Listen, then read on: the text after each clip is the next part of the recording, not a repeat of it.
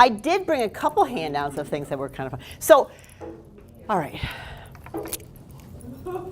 Take your time. I know you all know I teach nutrition. Kathy was in my class a couple of years ago. One of my most awesome students. Oops, can I say that? Is that loud? Burpa.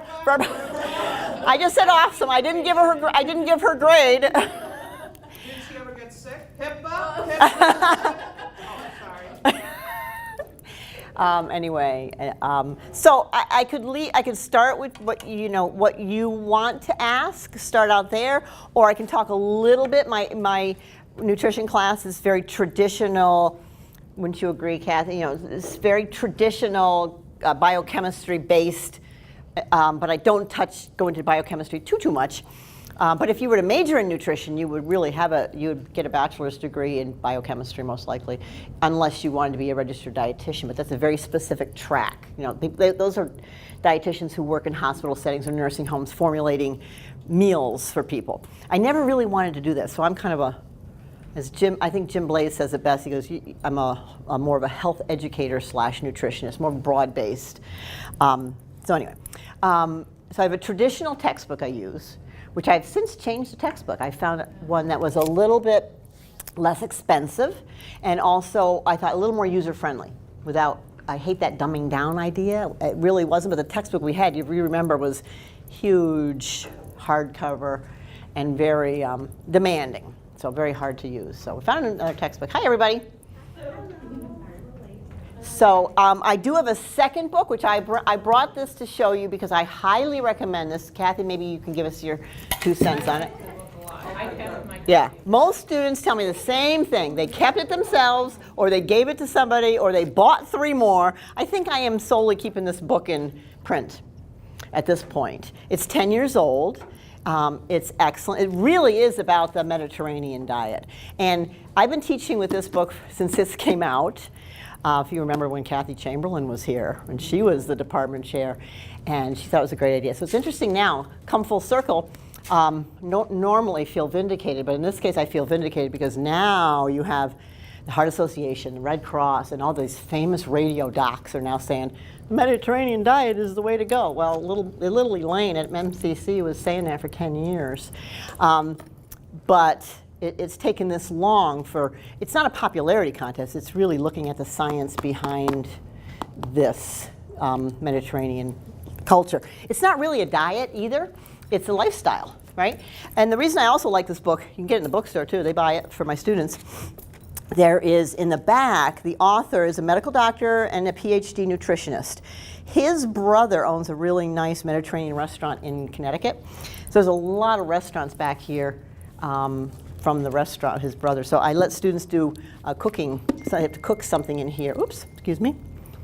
And cook something in there, and they can prepare it for someone else for extra credit. So that's, did you do something? Did you cook, remember cooking? Yeah. Yeah, but a lot of people tell me they really, it's good recipes. So I did bring you to take that one, the Mediterranean, a little further. Has anyone ever heard of the Anti-Inflammatory Diet? Which has really come out based on Andrew Weil, who is a medical doctor who began the very first integrative med school in University of Arizona. And all proceeds from his website go to his university source. So what I did is I printed off this one to give you, because it's easy to Google the Mediterranean diet. But if you go to Andrew Weil's website, and it is a .com, but understand he does formulate vitamins.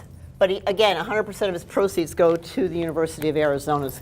It's a integrative. So whenever you see the term an integrative physician, it really was the brainchild of him 20 years ago, back when people thought he was a kook. He's that bald man with a big beard. And in the beginning, people were like, who's this nut? Well, as we all know in history or medicine, nuts stand out, and nuts often see a glimmer of truth, and it takes 10, 20 years before they are recognized as really having been onto something. So his anti-inflammatory pyramid is I would think, very difficult for the majority of people to follow. And you'll see why in a moment. Anybody in here a vegetarian? No one, huh? Pete, would you like one? But this, if you really talk to someone who is dealing with a severe inflammatory condition like arthritis, multiple sclerosis, or a lot of autoimmune diseases, they're very willing to try vegetarian, aspect. And of course, I joke around with my students. We all know vegetarians can be poor vegetarians, right? You can live on bread and cheese and call yourself a vegetarian, and that doesn't make you healthy.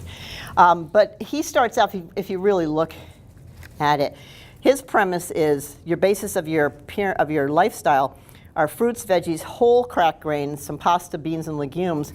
And as you go up the pyramid, you see less, fish, seafood, healthy fats, mushrooms. Asian mushrooms have been discovered to have a lot of medicinal qualities. Herbs, spices, tea, supplements, red wine, and healthy sweets such as plain dark chocolate sparingly. But he's also a big fan, and I'll pass this around. He is a big fan of the Mediterranean, which is a lot easier to follow than his. But the premise of the Mediterranean is still, how often do you all eat meat? How often do you eat meat? Every day? Twice a day? No? But most people eat it at least once a day, right? Yeah. The Mediterranean lifestyle really eats red meat monthly, like once or twice a month, and maybe chicken and poultry once or twice a week, and that's it. Really a big hard sell for most Americans. You'll see more of it, obviously, with people who are vegetarians, right? I call myself a conscious omnivore, because my students can't wait to ask me, are you a vegetarian? Are you a vegetarian? So I write on the board, conscious omnivore, and ask them to tell me what that is. And that's just my personal choice. I tell them, I'm not out to make you or turn you into vegetarians. I just want you to be more conscious of the choices you make when the foods you eat. If you think eating meat at McDonald's is a good choice, at least understand you may choose to eat there, but it's not a good choice. It's not high quality meat. Just don't fool yourself, right? So when I do eat meat, which is rare, I only eat what I choose, which is organically grown. And I researched the company, organic. That's just my choice. Eggs, you grow egg, or you have chickens, right? I buy locally raised eggs, Just my choice, right? I would rather, it's my choice as far as growing forward. But I'm not out to convince my students. There's a really good movie, though, I would highly recommend for all of you to check out after Andrew Weil. Anybody heard of this movie, Forks Over Knives? Yeah, it's a website, there's cookbooks. Highly recommend the movie. Start with the movie, okay? My students watch this for homework. It's too long to show in class, but it is about the vegetarian, but the reason I have them watch it, it's a plant-based diet, they call it. But if you really, really read into it, you're like, oh, this is not only vegetarian, this is pretty much like vegan. But what I want you to really pay attention is when you're watching this, is the science. There's tons of science. The two medical doctors, one was a PhD, he ran Harvard Medical School, nutrition department, excuse me. And the other one was, as he used to say, he cracked open sternums for a living at the major in Ohio. Thank you, Cleveland Clinic. He ran that one for 30 years, and they hooked up together to share their research that they had done and put together this movie and website. They're so involved. I had one of my students actually contacted them for her aunt, I think, and the author of the book, wife, wrote her back personally to talk to her to try to help her get some. But anyway, check this movie out. It's on Netflix. So if you have a Netflix account, it's also in the library. I asked the librarian to purchase 2 copies, mostly for my students. So if you check it out, there's a very short turnaround. I think like 3 days if you check it out. Because I have like 90 students potentially watching it, but most of them have Netflix. So this would be 2 recommendations for you now. Anybody have a specific? The only thing I want to mention is real popular right now. It seems to be the paleo. Right, the high protein, low carb diet. Everything seems to be cyclical. Every couple of years we get some craze fad come out and about and be promoted. And I think where that came from really was to admonish bad carbs. You know, and I really do believe there are good carbs, bad carbs, good protein, bad protein, good fat, bad fat. I think there's some of each. So understanding that. But carbohydrates are a crucial macronutrient in your diet. You can't really live without it. And if you talk to Dr. Judy Cameron, our resident anthropologist, the true notion of paleo, if you go back in anthropology terms, paleo was not meant, pre-agriculture time, we talked about that a lot. She said, yeah, paleo people in that day and age, they were eating insects, squirrels, something like an injured animal. They were not eating, paleo like we kind of describe it today. Yeah. And I think I'll add one thing here, because I do a little exercise in my class where I compare, they have to compare fats, carbs, and protein on a continuum. Each one of them has a continuum. And more to find out what people don't think, the first thing they think of with carbs is they think of wheat or bread, right? And what they don't realize is every every vegetable you eat, every fruit, dairy, everything you eat is a carbohydrate except meat. So a lot of people don't realize that. So yeah, a lot of people have issues with grains. If you're going to cut grains out, it's really not going to matter. But the way we eat grains in our society is mostly breads. Even nice homemade breads, right? The way we were meant to eat grains was to cook up a pot of quinoa or buckwheat or millet, right, or barley, that as a side dish to get the fiber and to get all the micronutrients in grains. It wasn't to mill. This came with agriculture 10,000 years ago, but milling it, taking all the good things out of it and using flour to bake and make things. And when you see things like ancient grain salads or ancient grain, yeah. What does that mean? Well, it depends. You have to read the label if it's a box or if you're buying it from a deli. It really depends. Usually they're just using whole grains. They're making it from whole barley or oats. It's the whole thing. Really, it is the whole is what's so important. And we don't know how to cook. We don't know how to cook grains. But now in the world of Google, that's why I actually let my students use their phone a lot in class. You can Google how to cook millet as a side dish, or buckwheat or barley, and find recipes. But we don't eat grains that way. We only eat it in the form of bread, really. Cereal and bread for the most part. So we do this exercise. Same thing with protein. Notice I said protein, not meat, because the same thing here. Everything you eat, if you want to talk high protein diet, everything you eat is a protein except fruit. Infinitesimal amounts in protein. But I tell my students you have to eat 26 bananas, right? Who's going to eat 26 bananas to get a little protein, right? So in general, though, fruit is not considered a protein, okay? And if you talk about getting rid of red meat as far as a protein, how about iron? What are other Iron is in anything, in any animals, also in chicken, dark meat in chicken. So if you don't do red meat, you can also, it's in salads, greens, cruciferous vegetables. Your broccoli group is the best source. As a matter of fact, the most favorite one people tell me all the time is spinach.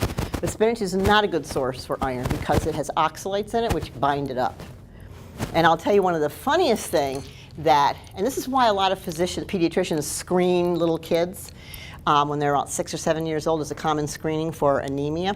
Why do you think there's so many 6 and 7 and 8-year-olds that are anemic? Do you remember this? Do you remember this? I'm putting you on the spot. No, I don't remember. When we feed our child, probably the biggest meal of the day is usually dinner, right? Would you agree? Dinner's usually the nice chicken, hamburger, whatever. And what have we been brainwashed to give our child at dinner? Not that. Dairy or a glass of milk, right? Yeah. Get me on my soapbox about milk. We're the only culture that drinks milk after weaning. Okay, and it came about really because of calcium. And calcium is readily absorbed from milk. It really is. However, what is in milk that was why it's touted as building strong bones, right? Laying down all those bones till the age of 30, binds up iron. So what we're screening kids for anemia guess why they're probably anemic? Because they've been drinking so much milk with their meal. So we need to get away from serving milk, at least with meat sources. If you want to give milk for bones, and I think it's partly okay, but partly an excuse to not eat veggies, right? We don't feed our children veggies. We really don't enough. So this is one of the biggest problems is dairy with meat if you have anemia. But just spinach itself, if you're not a dairy person, Don't. Spinach is not a good source? Not the best source because the oxalates that are in spinach. So your best source would be broccoli, cauliflower, anything in the cruciferous family, which is kale, broccoli, cauliflower, broccoli rabe, anything in the cruciferous. Just Google cruciferous vegetables, it'll give you a list of them. Is that such a big deal now with so much soy milk and almond milk, non-dairy? Well, the manufacturer is adding the calcium in. So yes, some people choose to get it elsewhere. But to me, this should not be your. Plus, nowadays, it's so easy to take calcium or iron in a supplement form, right? And I'm not saying that should be your first choice. You should try to eat the best you can, right? But if you are anemic, you should be consuming an iron supplement, okay? Because you're not going to get a vegetarian. So what helps iron's absorption? Do you remember, Kathy? Orange juice. Yeah. What's in orange juice that does it, though? Vitamin Ooh, good student. I told you she was a good student. Vitamin C, if you are ever been anemic or know anybody, they should be drinking vitamin C when they take their iron source. If they're a vegetarian, you would have some vitamin C, because I don't want to tout orange juice, because orange juice is basically sugar. Even though it comes from oranges, there's no fiber in it, right? Eat the orange. You're better off with the orange than you're drinking the juice of 6 oranges, a lot of sugar. But vitamin C source with the iron, if you're anemic, that'll help boost, it helps absorption, just the opposite of calcium. So this is a positive, okay? Now, but if you know, how many of you have ever heard of iron overload or hemochromatosis? Right, you know that. So that's very dangerous. That means you hold too much iron or store iron. It's usually a genetic link, but it's usually men, because men don't lose blood regularly, right? Women, you see less women who have this genetic condition. It can happen. I know a female who does have it, but it's rarer in females. So in that case, yeah, men, because they don't menstruate, they don't lose blood, they should not consume vitamin C, because that would enhance iron's absorption. So it's a problem, but only with, I tell men, men should not take an iron supplement, period, unless they're anemic, ever. Okay? They just don't need it. As a matter of fact, one of the sources is bloodletting. They actually go every, I don't know, 2 to 6 weeks to remove blood from their system to get the iron out if you have iron overload. So, what else? You guys, I have a recipe here for you that my students get to do a cooking extra credit from the Low Fat Live book, wherever that is, and I have a folder in Canvas from my recipes, and I try to put, there's not a lot in there, there's like 6 different recipes of something different. Like there's a cauliflower crust pizza that is really delicious, so that you get to try something different and get away from a flour, flour crust. Do you remember, did you cook one of those, Kathy? I did My chicken nuggets? chicken nuggets. Okay. And then the potato wedges. Yeah. I brought you a recipe that my students, so they can pick something in that folder also to do for extra credit. And I brought you my chicken nugget and fry one because it's so basic, simple, and you can do it with pork or fish. And my students, if you have children, I tell everybody, you should make this one if you have children, grandchildren, whatever. So I brought along a recipe, and I wanted to give you an idea for a salad dressing. A very simple, so how many of you buy commercial salad dressing? Most people do. And it's usually full of corn syrup and all kinds of not such good things. So this is my recipe.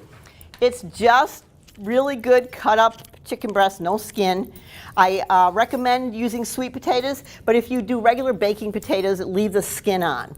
So it's just a nice, relatively healthy recipe. You have to add your own salad or vegetable. I'm just giving you it's an easy recipe and a fun recipe because it's hard to get away from these kinds of sources of fun food.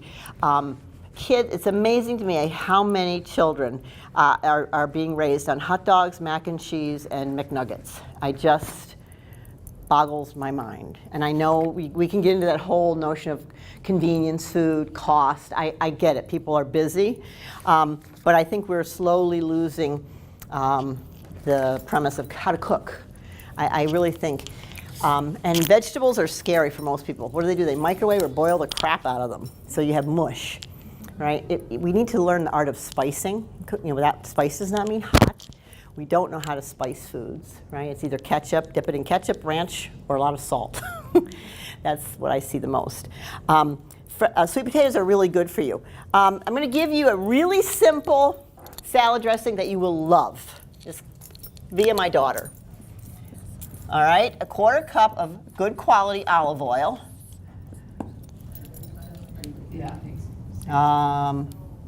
The juice of 1 lemon. Good sized lemon. I have this in my house. Good. Keep going. Small, 2 lemons. It's a big lemon. Good. No, that's good. Big lemon's good. Okay, 1/4 teaspoon of garlic powder. I'm going simple here, right? Simple. Salt and pepper to taste. I put a lot of pepper in mine, but not much salt. Okay, but you taste it first, and then you like oregano? Yeah, and I have it. There you go. I put a 1/4 teaspoon, 1/8 to a 1/4 teaspoon. And then do a little whisk. All healthy ingredients. Stop buying that bottled stuff. Nasty. Now, if you want a little Asian twist to it, okay? So now we're going to add in, and you can get the low-fat soy. Low sodium soy sauce. Use rice vinegar in place of this, right? You don't use the lemon. You would use rice vinegar. And then sesame oil, about a teaspoon or a little bit more. Taste. You have to buy a little bottle of it, but it lasts forever. Sesame oil. And garlic powder stays the same. You will not need salt here because soy sauce is very salty. Sesame oil instead of olive oil? No, you still need the olive oil. Okay. This is for flavor. It's only a teaspoon. It's spicy. It's a little hot. I think I'm trying to think. You don't use oregano because that's kind of the Italian blend, right? Italian flavor. So this is more of an Asian, very healthy. You can use the low sodium soy sauce, or some people, there is wheat, right? If you have gluten intolerance, wheat is in soy sauce, so you can find an alternative. You can even Google alternative to soy sauce, and then you'll get a couple of ideas. So there's 2 decent, this one is really excellent dressing. So, do you guys have any questions? Yeah. How much rice vinegar? Same thing. I would use, let's start out with 2 to 3 tablespoons. Because I would say 2, because I think that's about what's in a lemon. Start with 2, and if it's not, you can add another tablespoon, right? And you can always, if it doesn't taste, if it's too sharp, too much vinegar, just put another shot of your olive oil in. Okay, you can doctor it that way. This one I know is exactly, because I've made it many times this summer. It's a good summer recipe. So. Asian version is my marinade for chicken. It's what? My marinade for chicken. There you go. Yeah. Well, to be honest, if you look at my recipe on here, it says Italian dressing to marinate the chicken. So, yeah, any dressing you can put on a salad, you can marinate stuff in, right? It's very good. Any other questions? Anybody have any other ideas? Try to go with whole grains, people. Try to eat whole grains, like breakfast for oatmeal. Breakfast is a tough one. I know people don't have time. Fruit, yogurt. Here's another really good recipe. How many of you love plain yogurt? I usually get all my students go, bleh, right? Okay, any good quality yogurt. Could be Greek, but take plain and just put whatever honey you want in it. 1 or 2 teaspoons of honey, I don't care, a tablespoon of honey, and put whatever nut you like, and dried cranberries. And you won't be hungry for 4 hours. Yeah, it's really good, and it sticks with you. They have that in our cafe. There you go. The yogurt bar. Okay. Isn't there a lot of sugar in those cranberries? You're not going to put that much in, though. You're not going to put that much in. You're going to put like Okay, I tried to. small handful. You don't need them in there, but they actually do count as a fruit source. Lots of fiber. Okay. Or, you know what, Pat, you can buy regular cranberries and cut them in half. They're not dried, and use that instead. The honey is your sweetener. Okay. And I don't care how much honey you put in there. And the reason I say honey is honey's more intense, an intense sugar compared to sugar. So you use less of it to get that intense sweetness. So use that as your sweetness. Because regular cranberries are very tart, but put those in there. Yeah, I'd rather you do that than the Cranberries also have a lot of sugar. Yeah, that's what she was just saying. You can use the fresh ones, but use the honey then instead if they're too tart. A lot of people don't like them because they're tart. But And the yogurt, isn't that sweet yogurt though that they've I got? think they have honey, it's called honey yogurt. you got to be, yeah, it should be plain because, And I'm talking about in the It bar. is, it's vanilla. yeah, you want to stay away from that if you're doing it at home because at least at home you can control the sugar. All those yogurts you buy that are pre-sweetened, whether it's vanilla or whatever, you're getting a lot of syrup, for the name of blueberries, Come on in. Well, you're filming. I didn't realize you were filming. I just thought this was appropriate for this class. Ah. I have vegan almond chocolate mousse Ooh. and low fat, no sugar added, Dole Whip variations. There we You guys want go. to try some? Yay. Anybody? Thank you. The chocolate. Okay. So Elaine, I watched, I'm trying to think of This is, the lady who mango cooks and from the country, I can't think of her raspberry name. lime. But she did over the and weekend, pineapple she had rum. made pancakes Mhm. and added, like, 2 different types of rice, a wild rice, Yeah. brown rice. Yeah. And put those into the pancake mix, they look delicious. Yeah, yeah. You can make a pancake. You can make anything that's not so healthy healthier, and that's a good example. Adding the whole brown rice or whatever. Yeah, yeah. My It's really grandsons fun. like that, because I love pancakes. Really fun. I did one with the yogurt, honey, and I can eat peanuts, but I can't eat it, so I use peanuts. Yeah, any nut you like. I tell people. Almond. Yeah, And then cinnamon. yeah. Cinnamon. Yeah. Well, if you like cinnamon, it's really good for you. It's really good for you. Plain cinnamon, right? Yeah. Anybody else have a question? You guys are always welcome to come to one of my classes in the fall. Open classroom. Yeah, open classroom. Contact Kathy because I'll just make sure it's not on a day I'm giving an exam or it's, but we do some interesting small group discussions. You could actually join in on one of our small groups with our students. Just let me know. Yeah. Magnesium. Yeah. Now I've heard, you need to have magnesium with Thank you. calcium to make sure. Okay, it's okay. What's the best way to get magnesium? Magnesium is in pretty much all vegetables or grains, non-meat, okay? And I really do believe a lot of the things we're deficient in are because we don't eat our veggies in this country.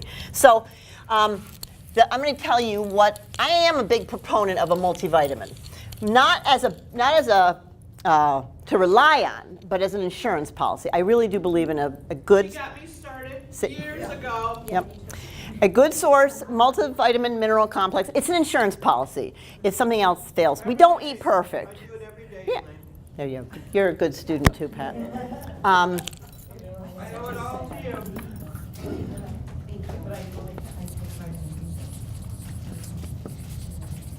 Okay, if I had to pick, and I can tell my students ahead of time, when they do their big diet analysis project, every one of them, unless they take a source of supplement, they're going to be deficient in vitamin D and magnesium. Okay, and the problem with vitamin D is we do not grace our bodies in the sun anymore without sunblock. And that's part of the problem. So if you can tolerate sun, if you're not a burner, and you can do 15, 20 minutes a day, that's the best source because your body will produce all the vitamin D and it stores a lot of it.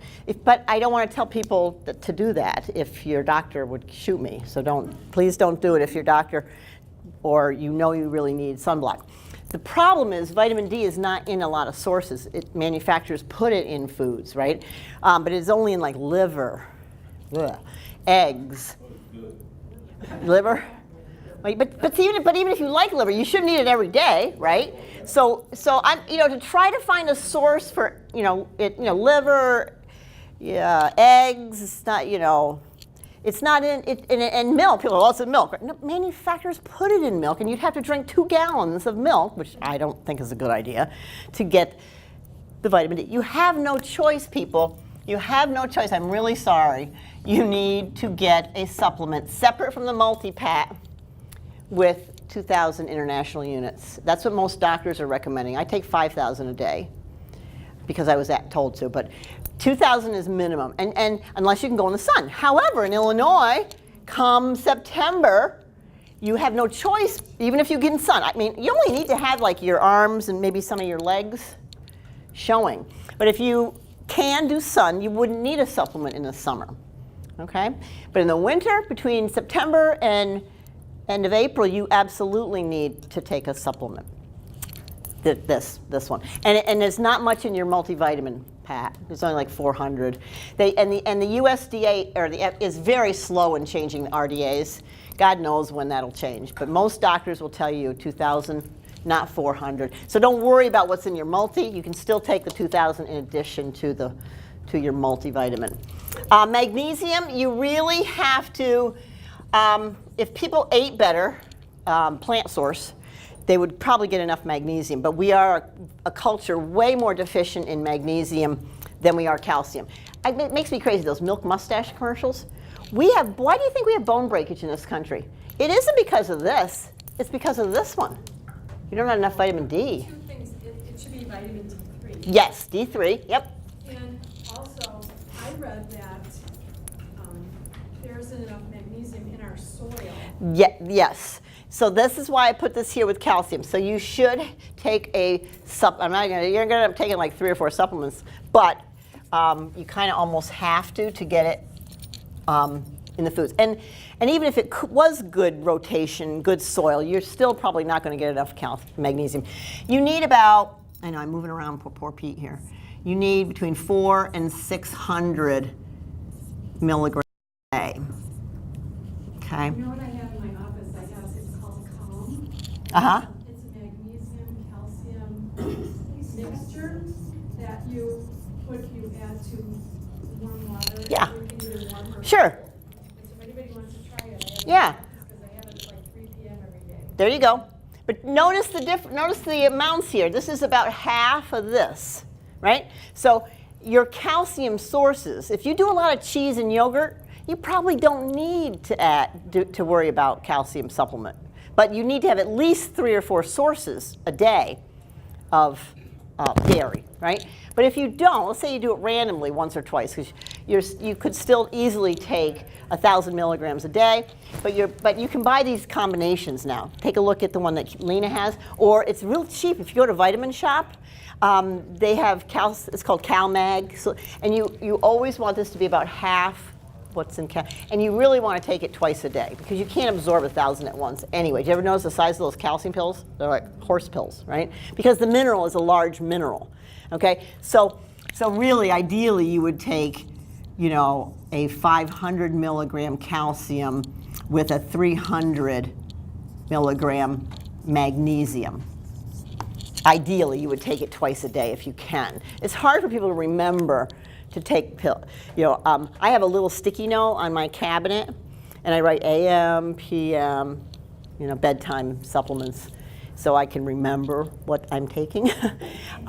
So that helps, and better to have it with food. Although this one you do not need with food. This one, and actually magnesium helps sleep. It helps you to take that one at bedtime. Is recommended.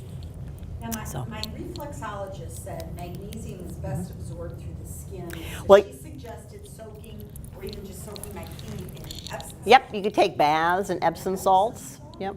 Yeah. You'll absorb. That's what she said. You can, but you're probably not going to do it every day to get the magnesium you need. And I don't know how much is absorbed.